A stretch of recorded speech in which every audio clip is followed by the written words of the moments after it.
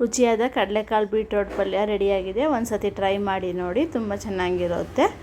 Welcome to my channel ಖುಷಿ Kannada cooking blog. ಇವತ್ತು ನಾನು ಕಡಲೆಕಾಳು ಮತ್ತು ಬೀಟ್ರೋಟನ್ನು ಉಪಯೋಗಿಸ್ಕೊಂಡು ಯಾವ ಥರ ಪಲ್ಯ ಮಾಡೋದು ಅಂತ ತೋರಿಸ್ಕೊಡ್ತಾಯಿದ್ದೀನಿ.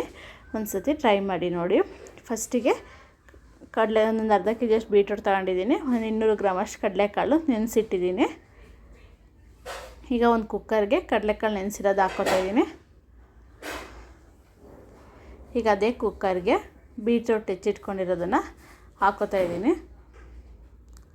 ನೋಡಿ, ತುಂಬ ಸಣ್ಣಕ್ಕೆ ಹೆಚ್ಕೋಬೇಕು. ಸಣ್ಣಕ್ಕೆ ಹೆಚ್ಕೊಂಡ್ರೆ ಪಲ್ಯ ತುಂಬ ಚೆನ್ನಾಗಿ ಬರುತ್ತೆ. ಈಗ ಲಿಡ್ ಕ್ಲೋಸ್ ಮಾಡಿ 2 ವಿಷಲ್ ಹಾಕ್ಸ್ಕೊಳ್ಳೋಣ.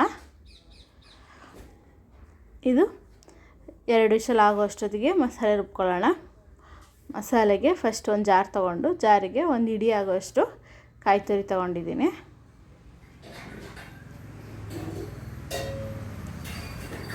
ಈಗ ಈ ಕಾಯಿ ತುರಿ ಜೊತೆಗೆ ಒಂದು ಈರುಳ್ಳಿ, ನಿಮಗೆ ಖಾರಕ್ಕೆ ಅನುಗುಣವಾಗಿ ಮೆಣಸಿನ್ಕಾಯಿ ತಗೊಳ್ಳಿ. ಒಂದು 10 ಮೆಣಸಿನ್ಕಾಯಿ ತೊಗೊಂಡಿದ್ದೀನಿ ನಾನು. ನೆಕ್ಸ್ಟು 1 ಟೇಬಲ್ ಸ್ಪೂನಷ್ಟು ಜೀರಿಗೆ ಹಾಕ್ಕೊಳ್ಳಿ.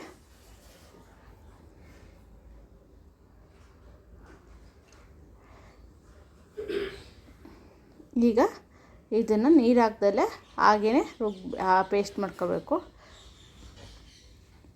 ಹಾಗೆ ಡ್ರೈ ಪೇಸ್ಟು ನೋಡಿ ಈ ಥರ. ಈಗ ಒಂದು ಪಾತ್ರೆ ಇಟ್ಕೊಳ್ಳೋಣ. ಬಾಣಲಿ ಕಾಯ್ತಾ ಇದೆ. ಈ ಕಡೆ ಕುಕ್ಕರಲ್ಲಿ ಬೀಟ್ರೋಟು ಬೆಂದಿದೆ. ಈ ಪಾತ್ರೆ ಕಾದ್ಮೇಲೆ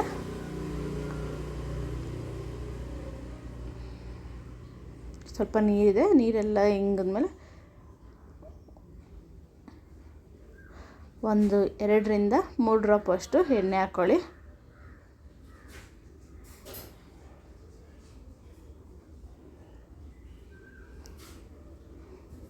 ಎಣ್ಣೆ ಕಾದ್ಮೇಲೆ ಸಾಸಿವೆ 1 ಟೀ ಸ್ಪೂನು, 1 ಟೀ ಸ್ಪೂನ್ ಜೀರಿಗೆ, 2 ಈರುಳ್ಳಿ ಹೆಚ್ಚಿಟ್ಕೊಂಡಿರೋದು ಹಾಕ್ಕೊಂಡು ಚೆನ್ನಾಗಿ ಫ್ರೈ ಮಾಡ್ಕೊಳ್ಳಿ.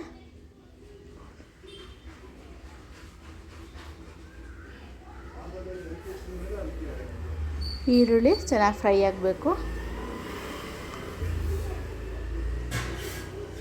ಒಂದು 5 ನಿಮಿಷ ಫ್ರೈ ಮಾಡ್ಕೊಂಡ್ರೆ ಸಾಕು. ತುಂಬ ಈಸಿಯಾಗಿ ಬೇಗನೂ ಆಗುತ್ತೆ, ತುಂಬ ರುಚಿನೂ ಇರುತ್ತೆ. ಒಂದು ಸತಿ ಟ್ರೈ ಮಾಡಿ ನೋಡಿ. ಈರುಳ್ಳಿ ಈಗ ಚೆನ್ನಾಗಿ ಫ್ರೈ ಆಗಿದೆ. ಈಗ ಟೊಮೊಟೊ 2 ಟೊಮೊಟೊನ ಹೆಚ್ಚಿಕೊಂಡಿದ್ದೀನಿ, ಅದನ್ನು ಹಾಕೋತಾ ಇದ್ದೀನಿ.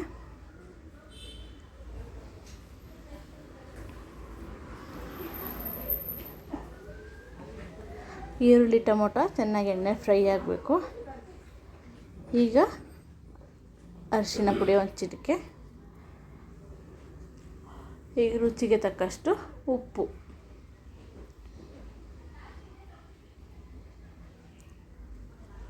ನಾವು ಈ ಉಪ್ಪನ್ನು ಈಗಲೇ ಆ್ಯಡ್ ಮಾಡಿದ್ರೆ ಮಸಾಲೆಗೆ ಮತ್ತು ಆ ತರಕಾರಿಗೆಲ್ಲ ಚೆನ್ನಾಗಿ ಉಪ್ಪು ಹಿಡಿಯುತ್ತೆ. ಚೆನ್ನಾಗಿ ಮಿಕ್ಸ್ ಮಾಡ್ಕೊಳ್ಳೋಣ. ಈಗೆಲ್ಲ ಇದು ಈರುಳ್ಳಿ ಟೊಮೊಟೊನ ಚೆನ್ನಾಗಿ ಮಿಕ್ಸಾಗಿ ಚೆನ್ನಾಗಿ ಬೆಂದಿದೆ. ಈಗ ಬೇಯಿಸಿಟ್ಕೊಂಡಿರೋ ಬೀಟ್ರೋಟು ಮತ್ತು ಕಡಲೆಕಾಳನ್ನ ಹಾಕೋತಾ ಇದ್ದೀನಿ.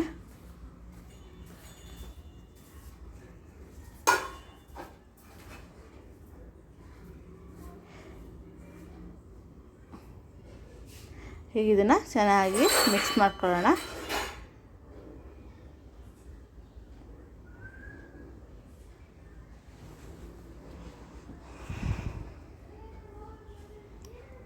ಈಗ ಚೆನ್ನಾಗಿದು ಬೆಂದ ಮೇಲೆ ಲಾಸ್ಟಿಗೆ 1 ಟೇಬಲ್ ಸ್ಪೂನಷ್ಟು ಧನಿಯಾ ಪುಡಿ ಹಾಕ್ಕೊಳ್ಳೋಣ.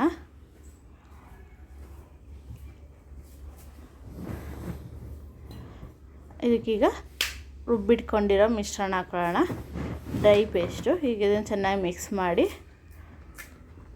ಮಸಾಲೆದು ಹಸಿ ವಾಸನೆ ಹೋಗೋವರೆಗೂ ಬೇಯಿಸಬೇಕು.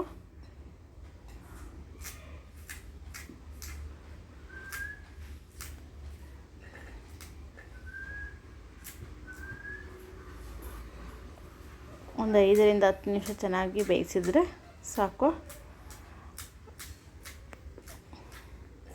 ನೋಡಿ. ಈಗ ಒಂದು ಸ್ವಲ್ಪ ಲಾಸ್ಟಿಗೆ ಕೊತ್ತಂಬರಿ ಸೊಪ್ಪು ಆ್ಯಡ್ ಮಾಡ್ಕೊಂಡು ಚೆನ್ನಾಗಿ ಮಿಕ್ಸ್ ಮಾಡ್ಕೊಳ್ಳೋಣ.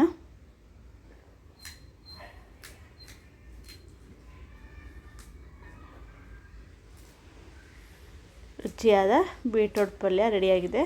ಮದುವೆ ಮನೆಯಲ್ಲಿ ಹೋಟೆಲಲ್ಲಿ ನೋಡಿರ್ತೀರ ಈ ಥರ ಪಲ್ಯ. ಇದು ನಾವು ಈಸಿಯಾಗಿ ಮನೆಯಲ್ಲೇ ಮಾಡಿಕೊಂಡು ತಿನ್ಬೋದು. ಒಂದು ಸತಿ ಟ್ರೈ ಮಾಡಿ ನೋಡಿ. ಚಪಾತಿ, ಪೂರಿ, ರೊಟ್ಟಿ ಎಲ್ಲ ಸೂಪರ್ ಕಾಂಬಿನೇಷನು, ಮತ್ತು ರೈಸ್ ಜೊತೆ ನೆಂಚ್ಕೊಂಡು ತಿನ್ನೋಕ್ಕೆ ತುಂಬ ಚೆನ್ನಾಗಿರುತ್ತೆ. ಒಂದು ಸತಿ ಟ್ರೈ ಮಾಡಿ ನೋಡಿ. ಪ್ಲೀಸ್ ನನ್ನ ಚಾನಲ್ನ ಲೈಕ್ ಮಾಡಿ, ಶೇರ್ ಮಾಡಿ, ಸಬ್ಸ್ಕ್ರೈಬ್ ಮಾಡಿ ಹಾಗೂ ಬೆಲ್ ಐಕಾನ್ನ ಕ್ಲಿಕ್ ಮಾಡಿ.